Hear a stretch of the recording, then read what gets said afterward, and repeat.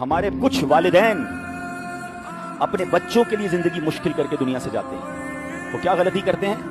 Clear نہیں کرتے کہ کس بچے کا کیا ہے، ہوتا کیا ہے؟ والد ماں کسی بچی کے گھر گئی، بیٹا میرے مرنے کے بعد سونا تو نے لے لینا ہے۔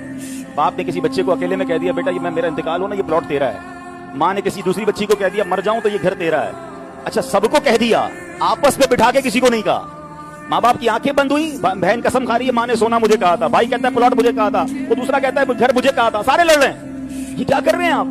اگر آپ نے کوئی فیصلہ کرنا بھی ہے، سارے بچوں کو بٹھائیں اور لکھوائیں کہ میرے مرنے کے بعد یہ اس کو دینا، یہ اس کو دینا، یہ گھر اس کا، یہ فلاں اس کا، اور سب کی سائنیں کروا لیں۔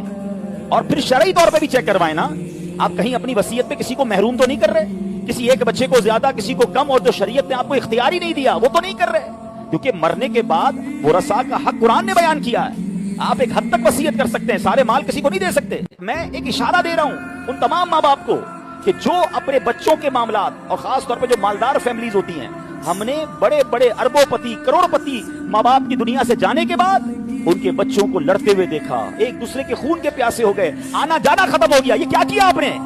یہ کیسا فیملی سٹرکچر بنایا؟ آپ نے نہیں لکھا، آپ نے واضح نہیں کیا، اور بعد میں اپنے بچوں کو لڑنے کے لیے چھوڑ دیا۔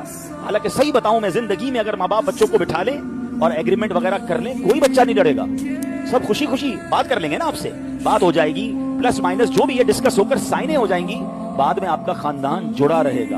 اور یاد رکھیے، زندگی کا یہ ٹارگٹ ہونا چاہیے میرا اور آپ کا، کہ میرے مرنے کے بعد میرے بچے جڑے رہیں۔